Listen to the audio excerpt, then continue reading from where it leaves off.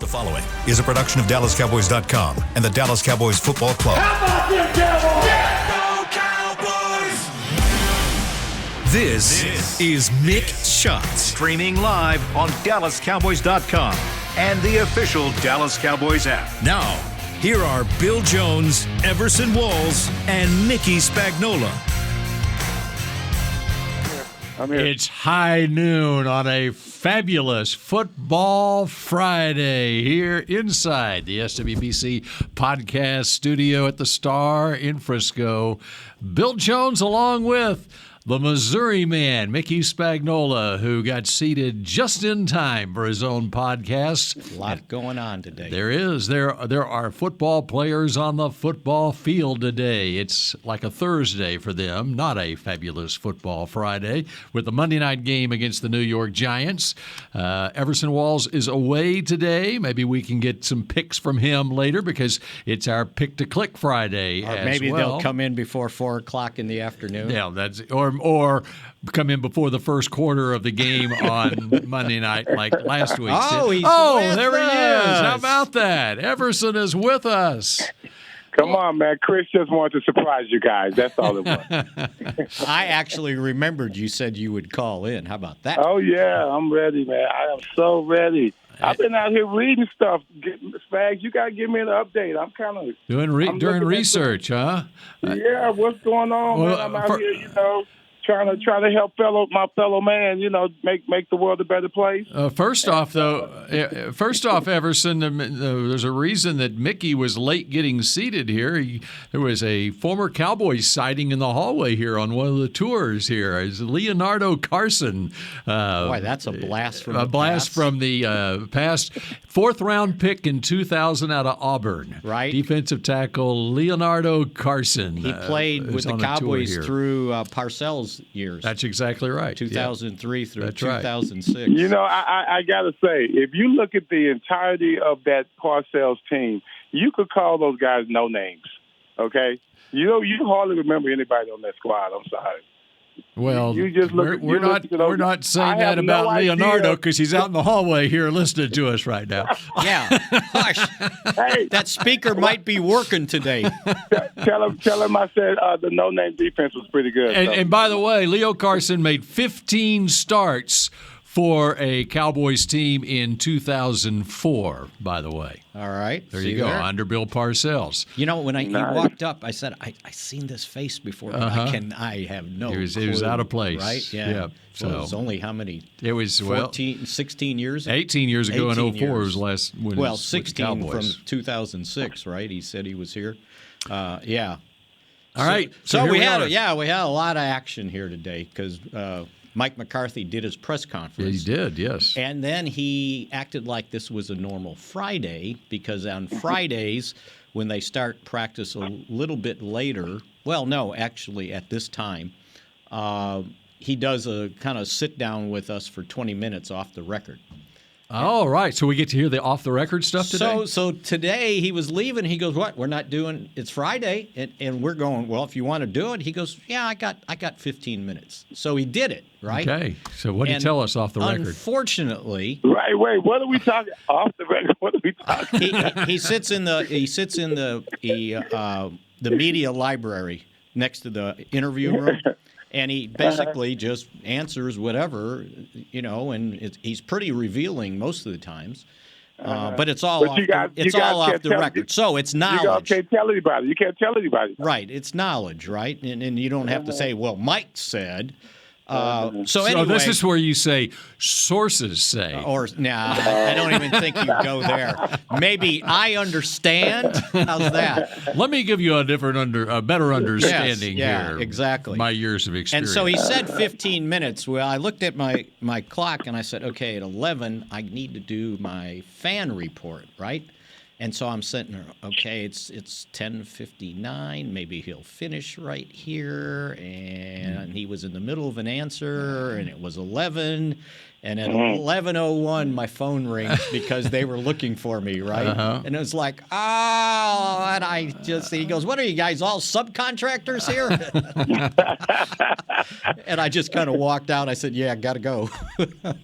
So you got nothing then. So I got fined, right? My phone went off. Oh, yeah. There you go. Yeah. There you go. So anyway, I thought we'd start there in case. So, Everson, where has your research taken you today? Wherever I am, Bill, just let you know, you need to know this. Mankind will be better off for it, okay? That's all right, so you're doing good. Mm-hmm. All right, so we need No, I'm saying, but you said you were doing research. What is your research on this game or on this team taking you? Not where you are. The research is I heard some information. A little birdie came on my shoulder and said Diggs didn't practice yesterday. Well, I don't think I knew that. I didn't know that. Well, it's on this practice report right here. And so Mickey can fill you in there. Wait, that came out after the show. Is that what you're telling me? Well, yes. after practice. Yes, it did. After practice, because the practice report comes out at 3:00. Okay, so line up some more questions for Mickey, and then we'll have Mickey answer. And we'll just answer them one at a time. Okay. And I think it was a trio of players, all very important. Come on, who's the other two guys? I know you know what I'm talking Michael about. Gallup. Don't make me work too hard. Micah Parsons wasn't there Micah either. Parsons? Micah Parsons, what's going on? What kind of cold does this guy have? If he can knock Micah Parsons down, guys, that's a cold you need to stay away from. All right? Well, I think that was why he's not here. It's like stay away from the rest of us. And he's not practicing again today. So that'll give him through Saturday, because it's just it's basically the walkthrough on Saturday, and then Sunday they have their final practice. And my take on this, it's either cold/allergies that have gotten them. And it was what we talked about yesterday. It's so hot outside and so cold inside that your body doesn't acclimate to the different change in temperature, right? So, look, they would have to put him in jail to keep him from playing this game, right? Especially in New York, the Big Apple, Monday night. The Lawrence, and it's not the same Monday Night Football it was a couple of years ago. I mean, the top free agent signing is in the booth for this game. That's right. And listen, they're throwing the gauntlet down. You heard what happened now, right? Come on, man. LT stepping into this thing like he's got a stake in this or something. I mean, come on, man. What do you mean he's stepping into this thing? He challenged. It's almost like he challenged Parsons to come and be better than him in this game. Because he said, I will be there. I will be watching. Mm-hmm. I will be watching, he said. That's what he said. Come on, man. You know if Micah hears that crowd, oh, my God. Well, he's going to then, because I got a line in my column that I started already that when I was pointing out there's no way he's going to miss this game, especially with Giants Hall of Famer Lawrence Taylor, with the Giants, right? I didn't know he was going to be there. Yeah. Well, I got another sentence to use. I hope you're accurate on what he said. He's going to be there. He's going to be there. LT will be there. He said something like, I will be there. And here's the quote. I will be there. Yeah, and here's the quote. I'm going to see what he's got on Monday night because I will be there. LT on Micah. There you go. Boy, I think that, guys, I think that is the best thing that could have happened right there. Mm-hmm. You understand? I mean, this is, oh my goodness. Well, that's all Parsons needs to say, right? He's probably putting his pads on already. And then you look at this, the Giants. I can't see anybody that can block him on that line. I mean, I just don't see it, and I'm sorry. The offense is already having issues.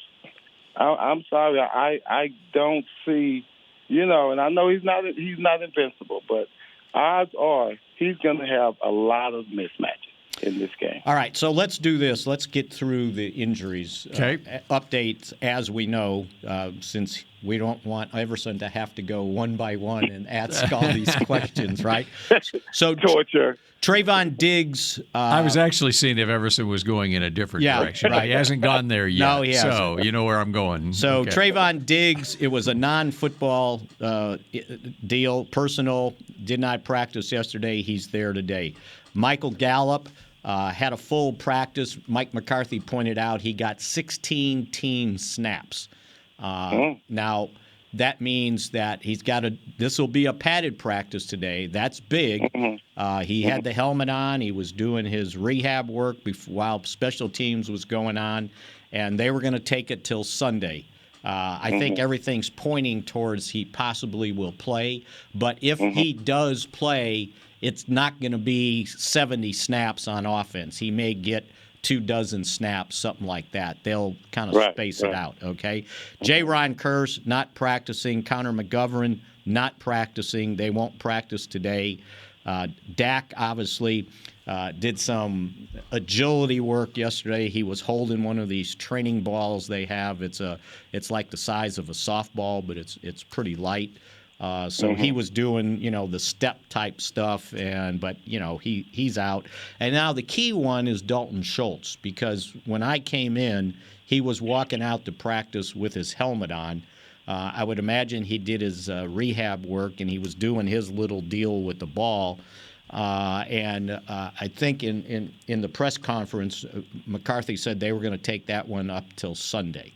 So we'll see where that goes, meaning they have that practice on Sunday before they leave on the charter. So they're going to see where he was at. He was walking much better than when I saw him walking after the game. So, but it sounded like, he said it in the press conference that they were going to, bring McEwen up to have another tight end just in case. So that means somebody's going to get signed to the 53-man roster that was on the practice squad, because they have a spot. We talked about it yesterday for Dennis Houston. And who are the tight ends that we have now? It would be Jake Ferguson, your fourth-round draft choice, and Peyton Hendershot, the rookie undrafted guy that I think people in this organization, including the tight ends coach, thought he would be at least a fifth-round draft choice. But he had some medical issues. I think it was an ankle that I think people were worried about. So, he's one of the guys as a tight end. He can separate. He can get down the field. So, but again, it's a rookie. He can get down the field. Yes. He can get down the field. Yes. So I like that. That's kind of where all that is. Obviously, they got to elevate Will Greer to be the backup quarterback. And then they need to elevate or sign one of the offensive linemen, which gets us to Jason Peters. Today will be his first kind of padded practice. He was at the padded practice last week. This will be his first. And McCarthy kind of pointed out that when they got him, they looked at he needs a preseason, right? So he needs 3 or 4 weeks to get ready to play. Bill, you might have this, but this is about 3 weeks. He's probably been here. He has, it was September 5th. September 5th, so we're at the 23rd. So 18 days ago is so it's not quite 3 weeks. It'll be 3 weeks by the time they get to the game. And we'll see where that one goes. But it got reported yesterday that he was also working at guard. And you heard it here first, by the way, that's where I thought he'd be. So we'll see where that one goes. It's about time you got something right, man. That's right. I'm going to claim Micah Parsons and Jason Peters, right? There you go. That's pretty good for 2 years. So anyway, that kind of gives you an update on where they are with the injuries, the rosters, and then we'll get to maybe the big story yesterday that we probably need to clear up, right? Oh, yes. The big story, we won't have time in this segment, so we'll tease that ahead to the next segment. Everson, do you know what that big story is? I do not, sir. I am completely in the dark. Yeah, okay. Well, good. When we come back, it's the big story that is making headlines everywhere when Mick Shots continues in a moment. The Medal of Honor is our country's highest military award for valor in combat.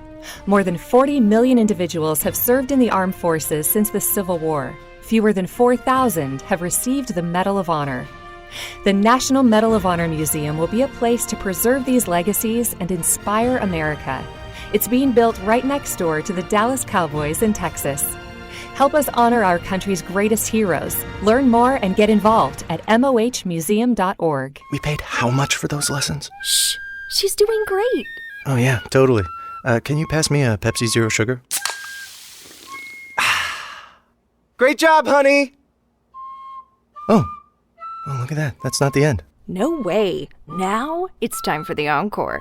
You know what? You're right. 5 times? Not enough times. For everyone who traded in rock concerts for their kids' recitals, you've compromised enough. Pepsi Zero Sugar. That's what I like. Nobody protects you from mayhem like Allstate. You hear that? I'm a torrential downpour. Torrential? What's that even mean? It means you can't see out of your windshield. And if you have the wrong car insurance, you might have to make it rain to fix your bumper. So switch to Allstate, save money, and be better protected from mayhem, like me. Based on coverage and limits selected. Subject to terms, conditions, and availability. In most states, prices vary based on how you buy. Allstate Bar and Casualty Insurance Company and affiliates, Northbrook, Illinois. What do you call a group of grown men and women with their faces painted silver and blue who get together every week to share a 3-hour-long ritual of jumping, singing, and toasting Miller Lite in 10-gallon hats while yelling, "How about them Cowboys?" You call it Miller Time in Dallas. Here's to the Cowboys. Here's to the original light beer. It's Miller Time. Celebrate responsibly. 2021 Miller Brewing Company, Fort Worth, Texas. Back to Mick Shots.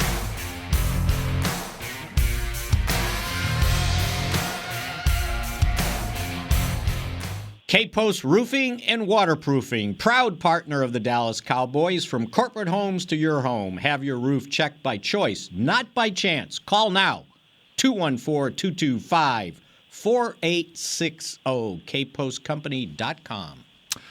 All right, if you go back in Cowboys history, going all the way back to when this team was going to Super Bowls in the 70s, there was something known as the quarterback controversy.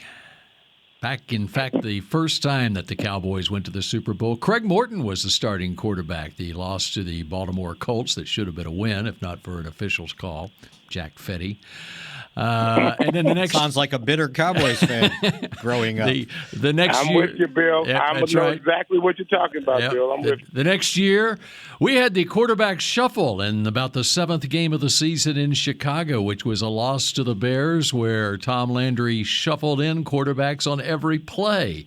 Mickey has a smile on his face because he was a Chicago Bear fan at that point in his life. And to give you some perspective on it, the coaches used to do that with the guard. They would send the guard in with the play then put the next guard go in and bring the play. Yeah, Palver Hagan was going in for the Cowboys. Tom Landry did it with his quarterbacks. All right, and so on every play. And so Cowboys lost that game. I believe the score was 23-19. And the next week, Tom Landry made a decision that Roger Staubach would be his starting quarterback. And the Cowboys reeled off 10 straight wins and won their first Super Bowl. After that, Cowboys, of course, they had Danny White as the backup to Roger Staubach. There was never a quarterback controversy, per se, when Danny White was the backup. But once Danny took over the reins of the team after Roger retired, as Everson knows, there was a quarterback controversy in the 80s with Danny White and Gary Hogenblum. As Gary Hogaboom. As Tom always or was it Danny White and Phil Pozderac? As Tom Landry made the announcement prior to the season opener in 1984, I think it was, that Phil Pozderac would start at quarterback for the Cowboys. But no, Pozderac was starting at tackle, and it was Hogenblum instead. And Hogaboom, by the way, went to college where? At Central Michigan. Central Michigan. Where did Cooper Rush go to college? Oh, Bill's tired. Central Michigan, which leads us to yesterday here at the Star in Frisco. And reporters corner Jerry Jones. And what happens? A quarterback controversy is born. Take it away, Mickey. Bubbling over when Jerry says, wouldn't it be something if the same thing happened? Tony was ready to go and get in the game, and we had Prescott ready to go. Which one's going against Green Bay? And then he goes, I think like that. And somebody says, so you want a controversy? And he said, of course I would. Of course. That means he won. If he comes in here and plays well, as Prescott played, Rush played that well over these next games ahead, I'd walk to New York to get that. But I think the winning 10 games may have been referenced in there at some point. And he went back and qualified it. Now, of course, that was over 10 games, yes, right? If we don't have 10 games here. He said, of course, we want Dak to be here next week. That's the thing you do. But Dak and I want Rush to lead the team to a victory here and get another win and get another win. And that's the only way to look at. Looking back when Dak was playing instead of Tony, it was game by game. It wasn't the long look we had after 2 months to look back. It was actually play by play, series by series. So do I think that it's possible for Rush to come in here and play at the level to win games that Prescott did when he took over for Romo? Yes. Yes, I do. I certainly think that's possible. Oh, and he kind of went on and on. And on. So there it is. You know, I would say parts of that, what he said was true, but very few parts. I'm sorry. I cannot compare. I mean, we talked about it yesterday. Just Dak's accomplishments, just as a quarterback. Even with Romo, it's at this stage just been eclipsed, handily, as far as I'm concerned. And then he said, so if Cooper's winning by time Dak gets back, does he keep the starting job? And he said, I don't know that. I don't want to go that much into the weeds with that, okay? So that part gets left out of the discussion. Well, the other part that gets left out is Dak is not going to be out until December like right. Tony Romo was. Exactly. Absolutely. And he's going to be back in, it may not be the Washington game, but it may be the Rams game after that. And as he went on to say, we did that with Romo and Prescott, and we went with the hand, and that was a longer hand than we more likely will be looking at with Prescott when he gets back out there. So his point was, what he was trying to say is, my God, if we had a controversy, that means that Cooper Rush came in here and won every game. And Dak is rooting for Cooper Rush to come in here and win every game, too. And that is the part where I agree with him. When he said that is one of the parts I agree with. Dak and he are pulling for Cooper to win some games. I mean, to win all the games, of course.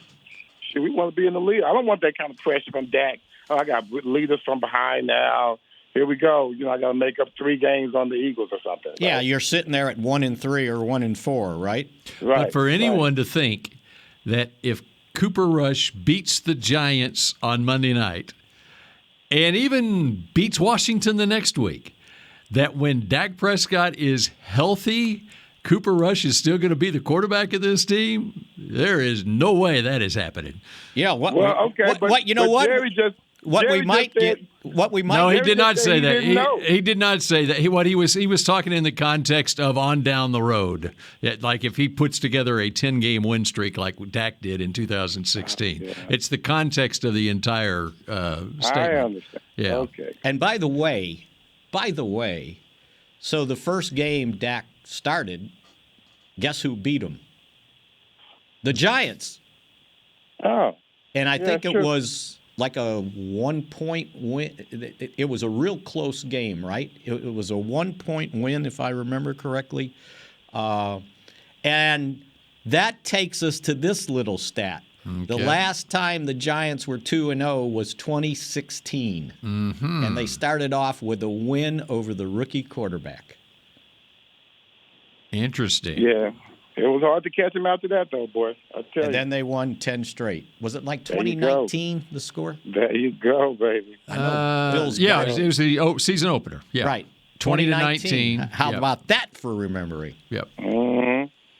But the caveat on that is the fact that it was a season opener against the Giants, and the Cowboys never played well at a season opener against the Giants at AT&T Stadium. They only lost 3 games that year, and 2 of them were to the Giants. So that started, Jack Prescott can't beat the Giants. Well, I think he may have lost only once to them since. Yep. So there you go. There you go. There's your quarterback controversy. So can we take that controversy and just kind of, as McCarthy said in his press conference, he goes, yeah, but, you get Jerry, the owner, talking and Jerry, the GM, talking. And you got to be able to separate it. Mm-hmm. Yep. And guess what? Guess what everybody across the country is talking about today? Oh, the Cowboys might have a quarterback controversy. And they're talking Cowboys. Well, and the other thing that these comments do, it builds confidence in Cooper Rush that the owner believes in him. He's expecting him to win all these games. But you know what I picture, guys? I picture Jerry after the entire thing was over. He turned away, walked towards his helicopter or whatever, and smiled like a doggone chess cat. And he was going, yes! Yeah. I got him again. We're back out there, guys. You know what? It goes back to, and Todd Archer told this story, and I remember it, to when Parcells was here, and they would ask somebody something that Jerry said to Parcells, and Parcells goes, you know what? You know what he does? He sucks you guys in. That's right. That's right. And I think he went on to say, and you got Oh, man. And that's what, you know what? And that's what Zeke said. We take it hook, line, and sinker. And that's what Zeke said. When he was great. He brought it up. Hey, let's hear from Zeke. You want to hear from Zeke? Let's hear from Zeke. It was funny. Here you go. I mean, I think that's just, I don't really pay much attention to that. It's just really, those people on TV to get clicks, to get views, you're going to say the most outrageous stuff, you're going to get the most attention. That's their job. So who knows if they even believe that? From more inside the building, Jerry just said, wouldn't it be something if we had a dilemma at the end of Cooper's time here? See, there you go. That's a classic example. Jerry said that. Well, yeah, he wants y'all to be clicking and listening to him, too. It's all marketing, man. It's all marketing. Thank you. That laugh of his just gets me. I love it. But he's right. Look, this guy's smarter than everybody gives him credit for. You know, Jerry or Zeke? Zeke. Okay. No, Jerry, we know. Hey, no, Jerry, I like we that. know. Good question, Bill. Yeah. Good question. Jerry, we know. I don't think people understand how sharp Zeke is. He understands, right? That was pretty good. And the other thing with Zeke is he's a lot more comfortable in front of the cameras expressing himself, too, than what he was as a rookie in 2016. And he's got that funny laugh. And it's, I love it. It's really good. So. Anyway, so maybe we'll have a backup quarterback controversy if he doesn't win. That should have been the next question, right? So, what does Cooper Rush need to do to beat the New York Giants on Monday night? What do you think? Oh, I thought you were going to. You thought I was you had a tease there. We're not ready yet. I'll tell you what I think. He doesn't make. He needs not to make any mistakes. It's going to be, as Everson pointed out, a raucous atmosphere on a Monday night game, national TV, inducting 7 guys into their Ring of Honor, and probably having a bunch of the older players there, too, to celebrate with their induction. And they're going to have towels on the seats, and they'll be waving their towels, and the Cowboys have to withstand that initial surge of emotion from the Giants players. And if they can do that and Cooper Rush doesn't turn the ball over, doesn't make mistakes, I think they have a good chance to win the game. And Everson? Well, I would have to say, if you look at the matchups, I think we can win the matchups. And I don't mean with ease, but just enough to tip the scales. Defensively, the Giants do have a good defense, but I truly think that the way we're playing is no fluke. You know, it's not playing against inferior teams. You know, we played extremely well. I mean, being 1-1, still played extremely well against 2, I thought, high-quality teams.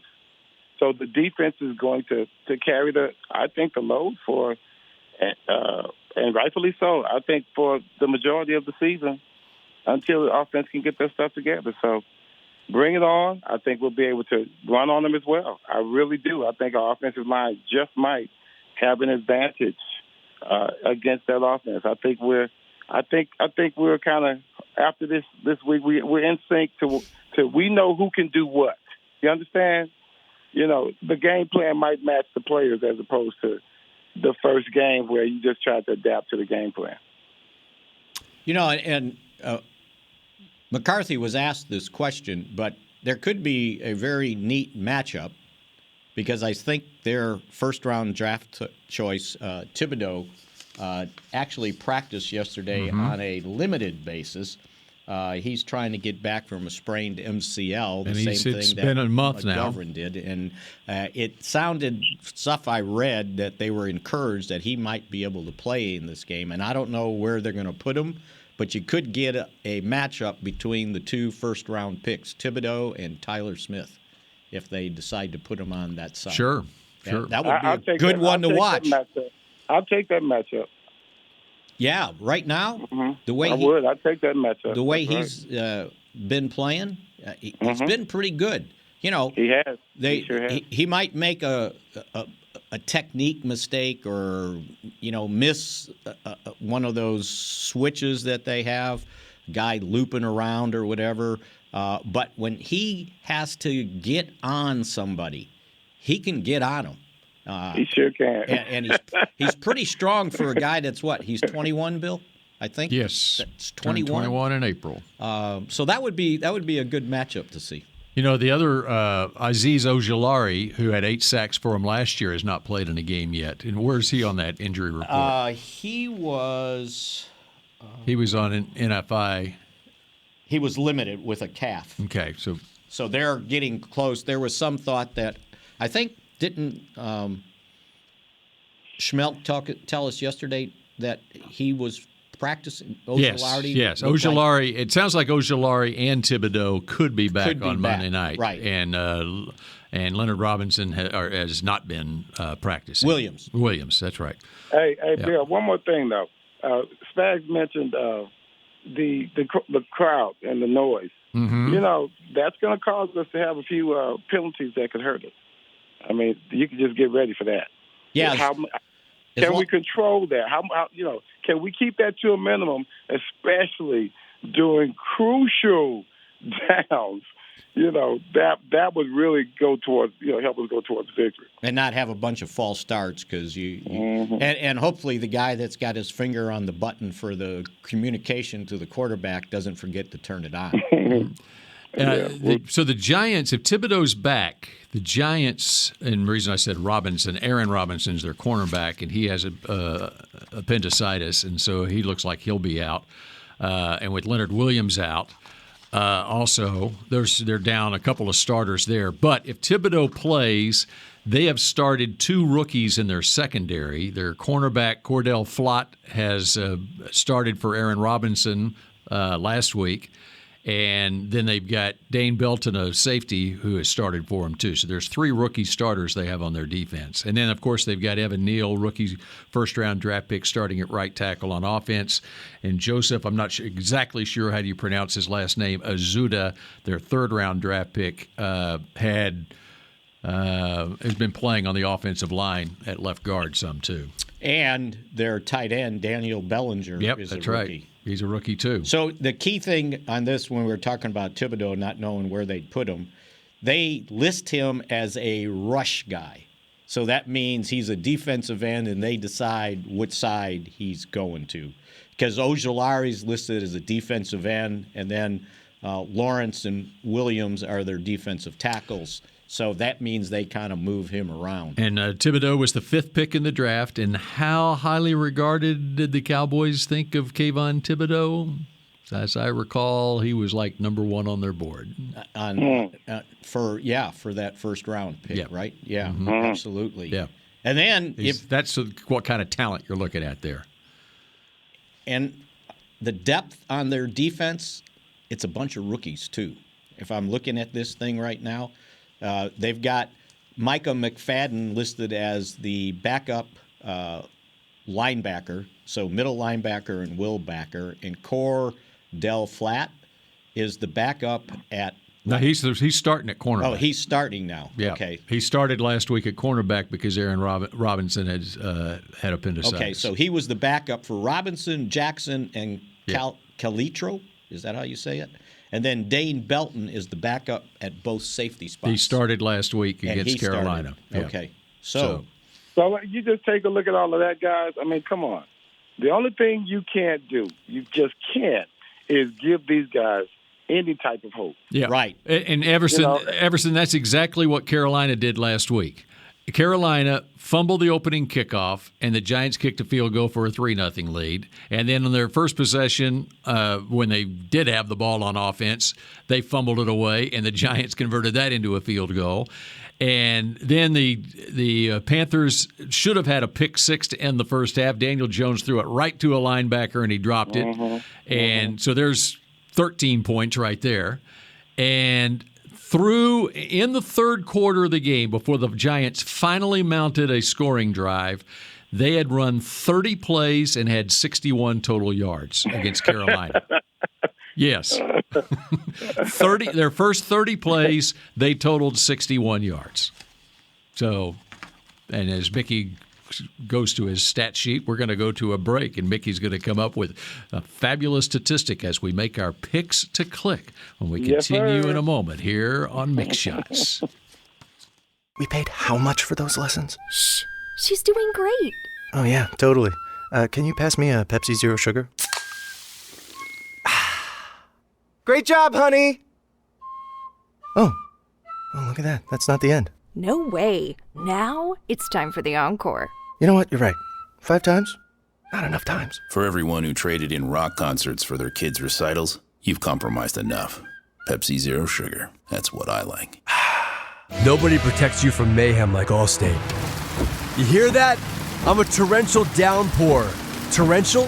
What's that even mean? It means you can't see out of your windshield. And if you have the wrong car insurance, you might have to make it rain to fix your bumper. So switch to Allstate, save money, and be better protected from mayhem, like me. Based on coverage and limits selected, subject to terms, conditions, and availability. In most states, prices vary based on how you buy. Allstate Bar and Casualty Insurance Company and affiliates, Northbrook, Illinois. The Medal of Honor is our country's highest military award for valor in combat. More than 40 million individuals have served in the armed forces since the Civil War. Fewer than 4,000 have received the Medal of Honor. The National Medal of Honor Museum will be a place to preserve these legacies and inspire America. It's being built right next door to the Dallas Cowboys in Texas. Help us honor our country's greatest heroes. Learn more and get involved at mohmuseum.org. The season is finally here. For months, we've been gearing up to win. Now it's time for the team that performs on any field, United Ag and Turf. With John Deere Zero Turns for mowing, compact tractors for loading, mini excavators for digging, Gator utility vehicles for hauling, implements for grading, hay tools for baling. United Ag and Turf, for winning.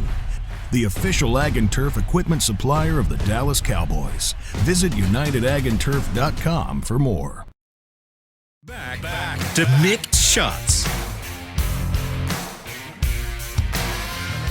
Limited single-game tickets for the 2022 Dallas Cowboys season at AT&T Stadium are available now. Visit DallasCowboys.com/tickets or SeatGeek.com, the official ticketing provider of AT&T Stadium. All right, final few minutes here of Mick Shots. Bill Jones, Mickey Spagnola inside the SWBC podcast studio, and we've got Everson Walls here as well.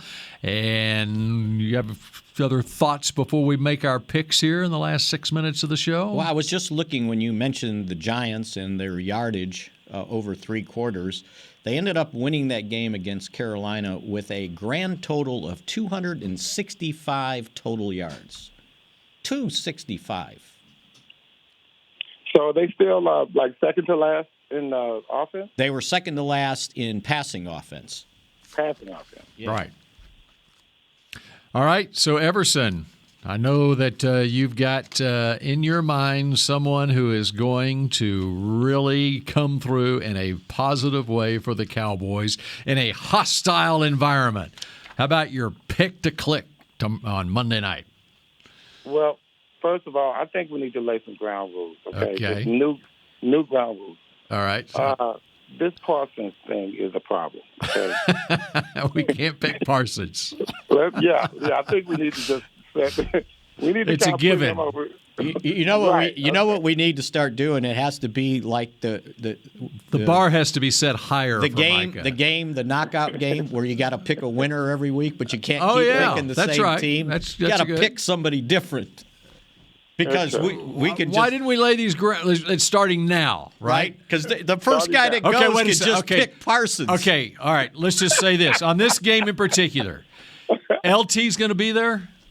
Okay. Yeah, yes. So we are all in agreement that Micah Parsons is the pick to click. Right. Yes. Yeah. We're all in agreement. Not just that LT's going to be there, but LT told him he's going to be there. That really. Yeah. Okay. So we're the all second in pick agreement. to click. Yeah. That's right. Now go. Don't pick Parsons. Okay. I'm looking at this. Here we go. I'm looking at this game. I think it's going to be a pedestrian type of game. You know, it won't be too much excitement. I hope. It'd be best for the Cowboys if it wasn't.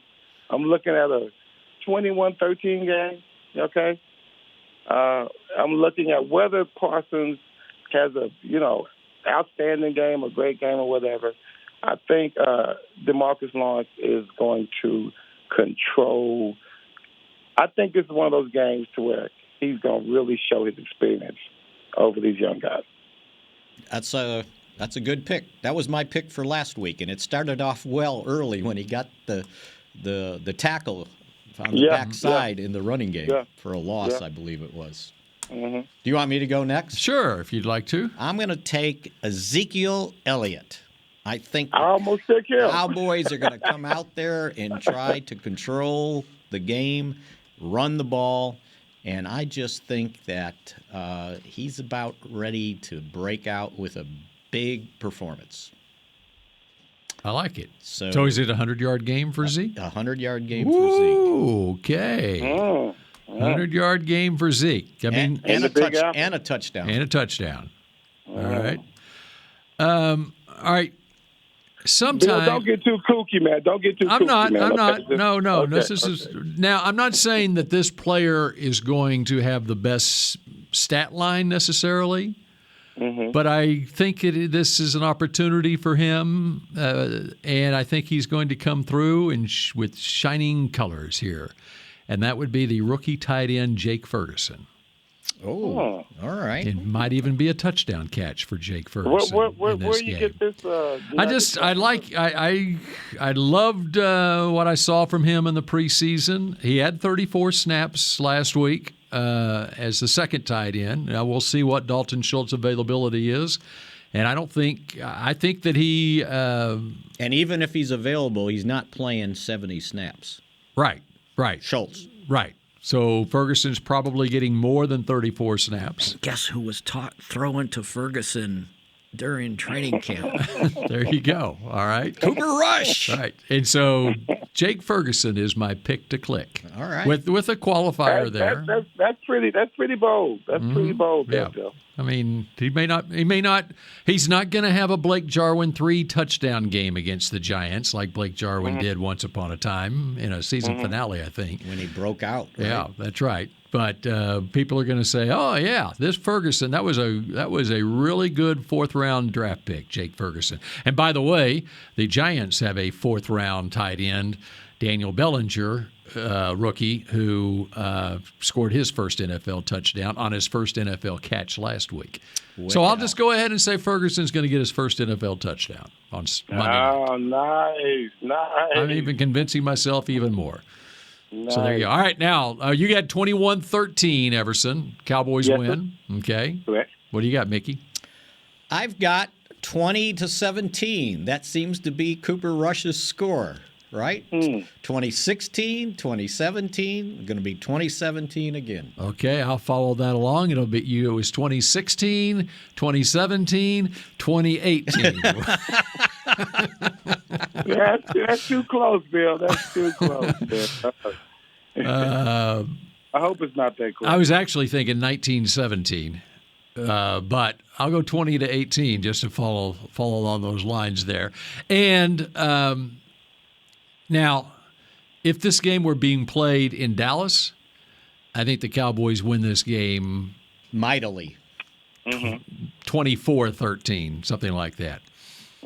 But I'll give the Giants the benefit of the whiteout crowd, 20-18. And not that this means anything, but the Giants at 2-0, I looked up the last time they were 3-0. I went back to 2005. They won the first 3 games of the season. The Giants? The Giants. 2009. 9. Did I say You said 5. Yeah. 2009. Yes. 3-0. Yeah. And then I think they finished 8-8. Yeah, they won 5 in a row to start the season. Yes. And then they lost their next 4. And I think they did wind up 8-8. Yeah, they ended up 8-8. Yeah. 2009. I don't know why 5. Who Well, was I know what it quarterback? was. It was 5 straight games. That's There you right. go. Yeah. Eli. I'm sure it was. Who was quarterback? Who I'm was sure it quarterback? was. It had to be Eli. It had to be Eli, right? Yep. I would think. So there you go. All right. So Well, history is on the Cowboys' side. Everson, what are we going to do on Tuesday? I don't know. We are doing a show. Do a show, Tuesday right? at noon. Okay. I mean, So- we're at noon. The rest I of was them, wondering if we were coming in on Monday. we'd have to see if there's somebody to run it. Okay. So stay tuned for that. Nope. Not We got on a big. Monday. We got a big no from the voice I like above. So, like that answer. we'll be back to wrap things up at noon on Tuesday here on Mick Shots. Go Cowboys. This has been a production of DallasCowboys.com and the Dallas Cowboys Football Club. How about this, Cowboys? Yeah!